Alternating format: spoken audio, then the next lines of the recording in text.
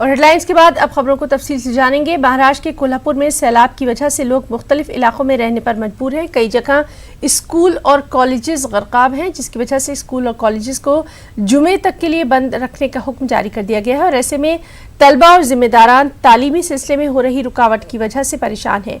बच्चों के वालिदैन का कहना है कि इस तरह के हालात में बच्चों के स्कूल और कॉलेज की फीस माफ़ की जाए और उनके बच्चों के लिए स्कॉलरशिप का भी बंदोबस्त किया जाए। आम्ही 15 ऑगस्टची सगळी तयारी केली ती वाहून गेली।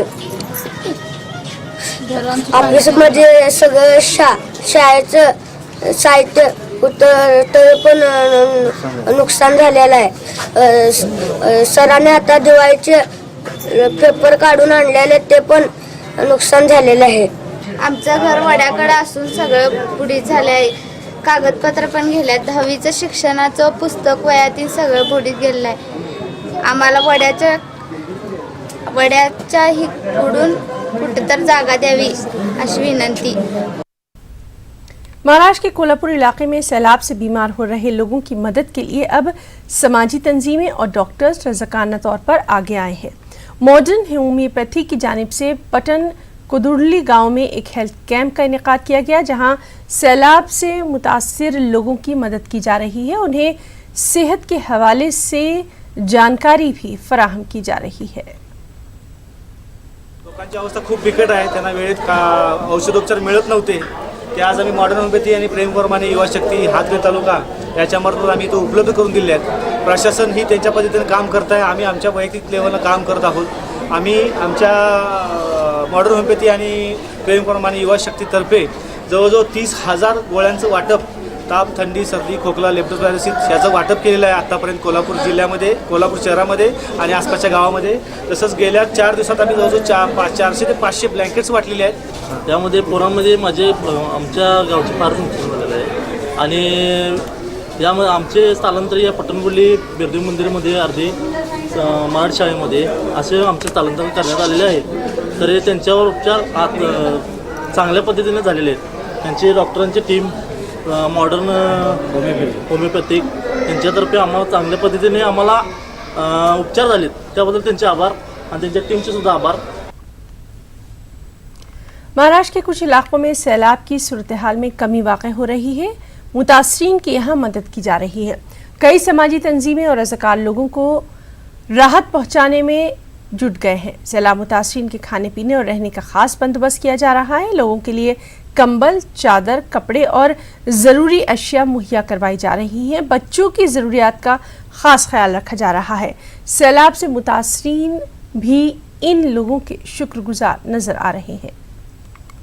पूरग्रस्त परिस्थितीमध्ये 100% इंगळी गाव स्थलांतरित झालेलं आहे आणि इंगळी गावामध्ये जे काही पूरग्रस्त गावकरी आहेत ते संपूर्ण गावकरी म्हणजे 100% गावकरी या महाभयंकर पुरामधून पटणगोडलीमध्ये स्थायिक झालेले आहेत। आता आपण विठ्ठल बिरदेव मंदिर पटणगोडली या ठिकाणी पूरग्रस्तांना आश्रय दिलेला आहे। आम्ही इंग्लिशची पूरग्रस्त आहोत। आम्हाला ग्रुप ऑफ गार्गिजतर्फे सगळ्या कोल्हापूर यांच्यातर्फे काल सगळी बिस्किट, गोळ्या, तसेच लहान मुलांना आवश्यक लागणाऱ्या वस्तू, कपडे, तसेच आम्हाला या अंगावर घालायला कपडे त्यांनी सगळे उपलब्ध करून दिले। जेवण वेळोवेळी आम्हाला पोच झालेला आहे। त्याचप्रमाणे आम्हाला ब्लँकेट आणि आमच्या लहान मुलांना ज्या अंगावर काही घ्यायला नव्हती वस्त्र ती सगळी त्यांनी दिलेत। वेळोवेळी जेवण आम्हाला पोच केलेले आहेत। महाराष्ट्र में हो रही सैलाब से तबाही के मामले में वंचित बहुजन अघाड़ी के सरबराह प्रकाश अम्बेडकर ने हुकूमत को तनकीद का निशाना बनाया और कहा कि सरकार सैलाब मुतासरीन की मदद के बजाय अपनी मद्दासराई में लगी हुई है और अवाम कई तरह की मुश्किलों में दो चार है।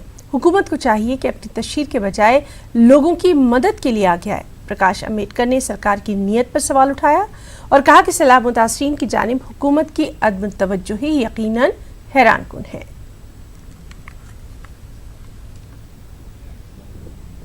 रेस्क्यू टीम आहे, बोटीतून असणाऱ्या लोकांना आणतात आहे, त्या सगळ्यांचे असणारे मनपूर्वक आभार या ठिकाणी मानतो। आणि त्याच्याचबरोबर TV, सोशल मीडियाच्या माध्यमातून जी काही माहिती पुरवली जाते त्याच्यातली खरी परिस्थिती काय आहे हे सांगण्याचा भाग या रेस्क्यू टीम मार्फत करतोय। तो मला आता असणारा एक स्तुतीदायक आहे. सर्वांनीच त्यांचे असणारे आभार मानले पाहिजे. मीही माझ्या वतीने असणारे या रेस्क्यू टीमचे असणारे आभार या ठिकाणी मानतो. त्यांनी मनुष्यहानी या ठिकाणी फार होऊ दिलेली नाही आणि हे सगळं क्रेडिट या सगळ्या रेस्क्यू टीमला. महाराष्ट्र में कहीं बारिश से तुगयानी की सूरत हाल है तो कहीं दूर दूर तक बारिश का पता भी नहीं। कोल्हापुर और सांगली में सैलाब की वजह से आम जिंदगी मफलूज है और ऐसे में औरंगाबाद के शहरियान ने मुतासरीन की मदद के लिए हाथ भी बढ़ाया। किसी ने डॉक्टर्स की टीम रवाना की तो कोई दवाएं भेज रहा है और कोई ज़रूरियात का सामान भेजने की कोशिशों में है। मुसीबत की इस घड़ी में हर कोई अपनी बिसात भर कोशिशों में मसरूफ दिखाई दे रहा है। एक रिपोर्ट।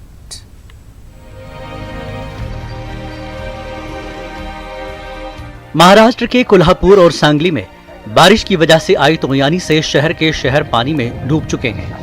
वहां के शहरियान को महफूज मकामात पर मुंतकिल किया गया है। बारिश का जोर थम चुका है, लेकिन अब इन इलाकों में वबाई अमराज फैलने का खदशा है। ऐसे में औरंगाबाद के शहरियान ने ईद के मौके पर अपने मुसीबत ज़दा भाइयों के लिए मदद का हाथ बढ़ाया है। Indian institute of medical sciences and research और दीगर फलाही इदारों की जानिब से डॉक्टरों की टीम और तमाम तिब्बी सहूलियात से आरास्ता एम्बुलेंस रवाना की गई है। इस एम्बुलेंस को एमपी इम्तियाज जलील ने हरी झंडी दिखाई। और इसी के मद्देनज़र आज औरंगाबाद शहर से Indian institute of medical science and research ये संस्था ने अपनी ओर से बहुत सारे मेडिसिन्स और डॉक्टर्स की एक टीम कोल्हापुर और सांगली के लिए रवाना कर रहे हैं ताकि जो बारिश की वजह से अब जो बीमारियां फैलने का डर है उसे कंट्रोल करने के लिए बहुत ज़रूरी था। हमारे Indian institute of medical science and research के माध्यम से कुछ वहाँ पर डॉक्टरों की टीम्स मेडिसिन्स एम्बुलेंस में भेज रहे हैं। हमारे औरंगाबाद के खासदार इम्तियाज जलील साहब ने उसको हरी झंडी दिखाकर उसको रवानगी की है। कोल्हापुर और सांगली में शहरियान का बुरा हाल है। वहाँ खाने पीने की किल्लत है, दवाओं और गोलियों की किल्लत है। तमाम मकानात और दुकानें पानी में डूब चुके हैं, इसलिए मुतासरीन को ज्यादा से ज्यादा इमदाद की जरूरत है। कोल्हापुर और सांगली में मुसलमानों ने अपने मदरसे और मसाजिद को मुतासरीन के लिए खोल दिया है। दुख की इस घड़ी में इंसानियत को बचाने पर जोर दिया जा रहा है। औरंगाबाद से आशा ट्रेडर्स ने 5 लाख की दवाएं रवाना की। तो मैं और वेंकैया जी उनसे मिले, उन्होंने मना किया, लेकिन जब कहा कि आप कर्नाटक जाइए और एक विशेष परिस्थिति में इस मुकाबले में रह गए, परिणाम करीब करीब निश्चित था। लेकिन ये चुनौती भरा काम था, पार्टी के लिए मुझे करना चाहिए। एक पल का भी ना कहे बिना उन्होंने उसको किया। परिणाम निश्चित था, फिर भी किया। इस बार मैं उनको बहुत समझाता रहता था कि आप चिंता मत कीजिए, हम सब संभाल लेंगे, आप एक बार। लेकिन इस बार वो इतनी पक्की थी और उनको भी पता था कि शायद कहीं पीछे से मुझ पर दबाव आ जाएगा, इसलिए उन्होंने सार्वजनिक घोषणा कर दी ताकि कोई किसी का दबाव चले ही नहीं।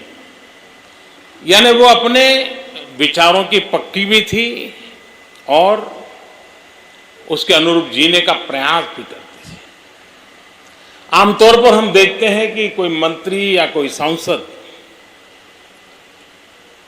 नहीं रहता है, मंत्री नहीं रहता है, लेकिन सरकार को उसका मकान खाली कराने के लिए सालों तक नोटिस पर नोटिस भेजनी पड़ती है, कभी कोर्ट कचहरी तक होती है। सुषमा जी ने एक प्रकार से सब कुछ समेटने का तय ही कर लिया था। चुनाव नतीजे आए, उनका दायित्व पूरा हुआ, पहला काम किया, मकान खाली करके अपने निजी निवास स्थान पर वो पहुंच गई। सार्वजनिक जीवन में ये सब चीजें बहुत कुछ कह जाती है। सुषमा जी का भाषण प्रभावी होता था, इतना ही नहीं है, प्रेरक भी होता था। सुषमा जी की वक्तृत्व में विचारों की गहराई हर कोई अनुभव करता था, तो अभिव्यक्ति की ऊंचाई हर पल नए मानक पार करती थी। कभी कभी दोनों में से एक होना तो स्वाभाविक है, लेकिन दोनों होना बहुत बड़ी साधना के बाद होता है। वे कृष्ण भक्ति को समर्पित थी। उनके मन मंदिर में कृष्ण बसे रहते थे। हम जब भी मिलते थे तो मुझे जय श्री कृष्ण कहती, तो मैं उनको जय द्वारकाधीश कहता था। लेकिन कृष्ण का संदेश वो जीती थी। वो उनकी इस यात्रा को अगर एक पूर्ण रूप से देखें तो लगता है कर्मण्यवाधी कारस्ते क्या होता है, सुषमा जी ने जीवन में दिखाया था। अब जीवन की विशेषता देखिए, एक तरफ शायद उन्होंने सैकड़ों घंटों तक अलग अलग फोरम में जम्मू कश्मीर की समस्या पर बोला होगा, धारा 370 पे बोला होगा, हर फोरम में बोला होगा। एक प्रकार से उसके साथ वो जी जान से हर भारतीय जनता पार्टी या राष्ट्रभक्त विचार के कार्यकर्ताओं के लिए इतना जुड़ाव था उस मुद्दे पर। तो वज़ीर-ए-आज़म नरेंद्र मोदी सुषमा स्वराज को खिराज अकीदत पेश करते हुए इस मौके पर पीएम ने सुषमा स्वराज से जुड़ी कई यादें जो हैं वो साझा की हैं। आगे बढ़ेंगे। मराठवाड़ा में नाकाफी बारिश के चलते रियासती हुकूमत ने मसनूई बारिश बरसाने के लिए 30 करोड़ का बजट मुख्तस किया। इस सिलसिले में औरंगाबाद में पहला तजुर्बा किया गया। औरंगाबाद के चकलथाना एयरपोर्ट से एक C-90 तैयारे ने परवाज भरी। इस मौके पर माहिर फल्कियात और साइंसदानों की पूरी टीम भी मौजूद रही, लेकिन अवूलीन तजुर्बा इन मायनों में कामयाब नहीं हो पाया कि तैयारे को पानी बरसाने वाले बादल नहीं मिल पाए। एक रिपोर्ट।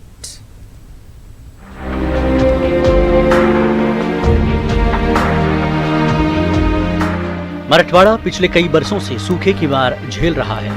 नाकाफी बारिश के सबब पूरे मराठवाड़ा में खुश्कसाली की कैफियत रहती है। इस साल रियासती हुकूमत ने मराठवाड़ा में मसनूई बारिश बरसाने का फैसला किया। इसके लिए 30 करोड़ का बजट मुख्तस किया और औरंगाबाद के डिविजनल कमिश्नर ऑफिस में डोपलर रडार नस्ब किया। 2 मकामात पर कंट्रोल रूम बनाए गए। मुंबई से पहुंची माहिरीन की टीम ने मराठवाड़ा में मौसम का जायजा लिया। आला अफसरान की मौजूदगी में हुए वर्कशॉप में मसनूई बारिश के सिलसिले में किए गए इक़दामात से मीडिया को वाकिफ करवाया गया और मुकर्रर वक्त पर C-90 तैयारे ने चक्कल थाना एयरपोर्ट से परवाज भरी। माहिरीन के मुताबिक तैयारे ने औरंगाबाद के जुनूबी इलाके में 50 किलोमीटर रकबे पर बादलों पर केमिकल का छिड़काव किया है।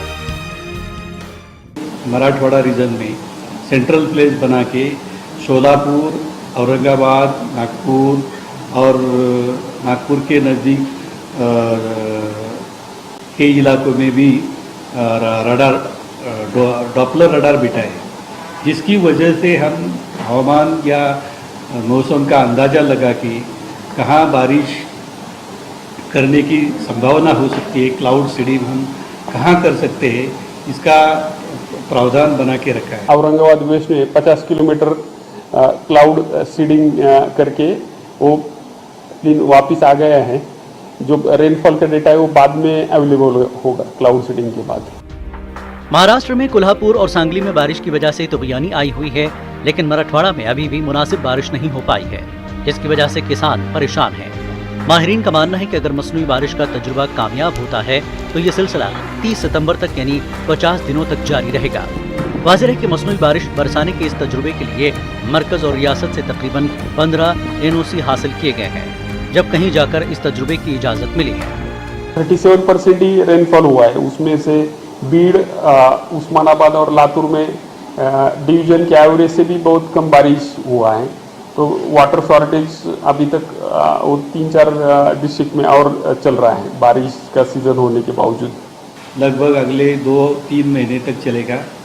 रिटर्निंग मानसून जो होता है उस टाइम तक भी हम ये प्रयास करेंगे और ये सब जो भी हम काम करेंगे हर रोज़ का उसका प्रोग्राम बनाया जाएगा सुबह से, जिसका हमें IMD वेदर फोरकास्ट बताएगा कि आज की क्लाउड की सिचुएशन क्या है।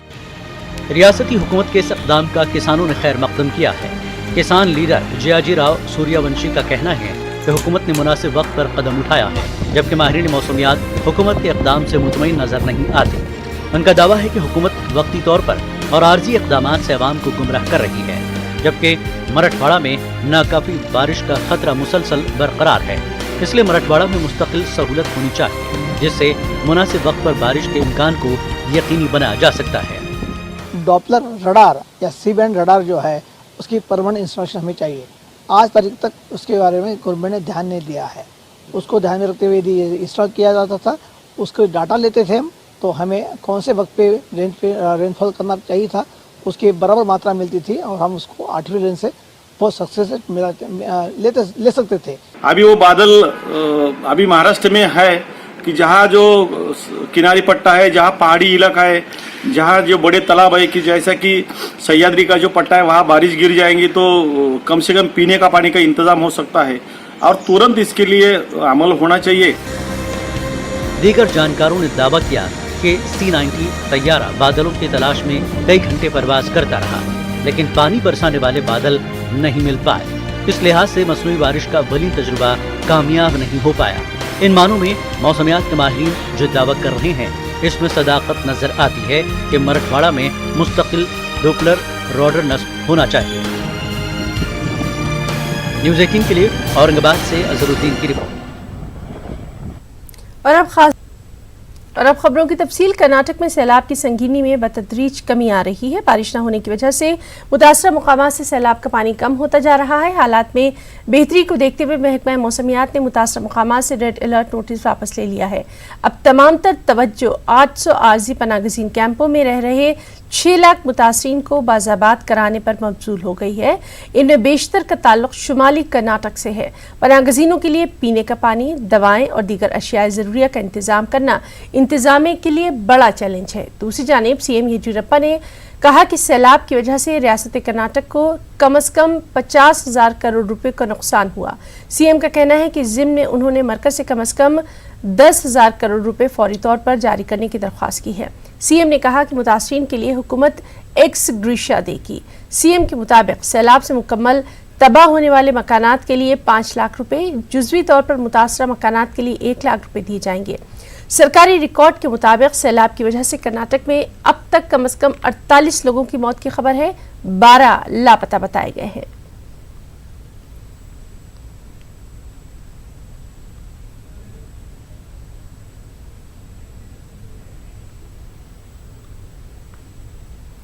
कर्नाटक में सैलाब की भारी तबाही के बाद अब हालात बेहतर होते नजर आ रहे हैं। अब तक 40 से ज्यादा लोगों की मौत की खबर है।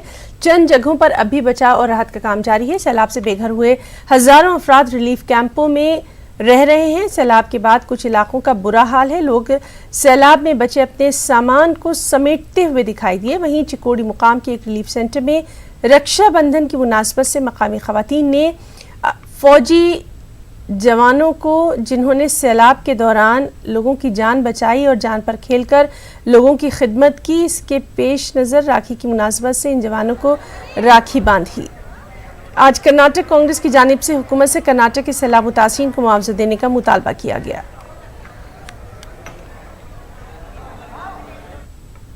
गुलबर्गा में बकरीद के मौके पर मुबैना हुजूमी तशद्दुद का एक वाक़या मंजर आम पर आया। मुबैना गौरक्षकों ने जानवरों की बाक़ियात ले जाने वाली गाड़ी के ड्राइवर को डीजल डालकर जलाने की कोशिश की, ताहम ड्राइवर फरार होने में कामयाब रहा।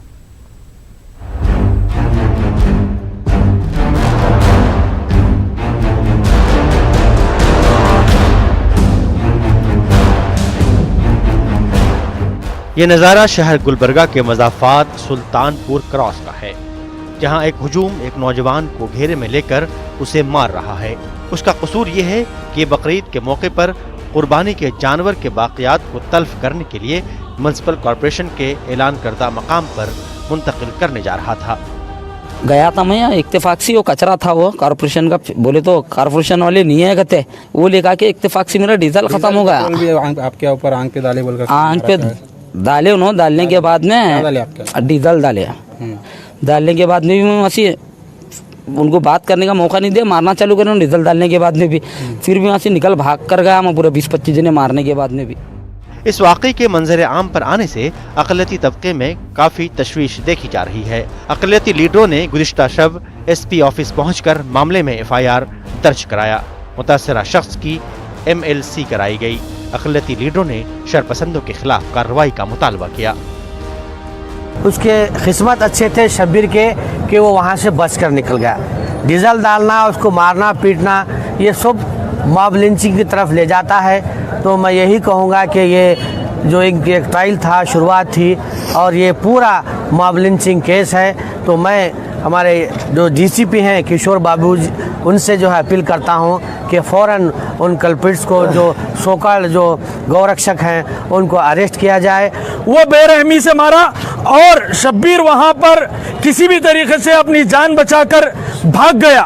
अगर शब्बीर वहाँ पर होता, खुदा न खास्ता, तो शब्बीर के घर में आज उसकी मैयत होती थी। इतना खतरनाक तरीके से वहाँ पर एंटी सोशल एलिमेंट, नाम निहाद गौरक्षकों ने वहाँ पर ये कानून को हाथ में लेने का ये काम किया।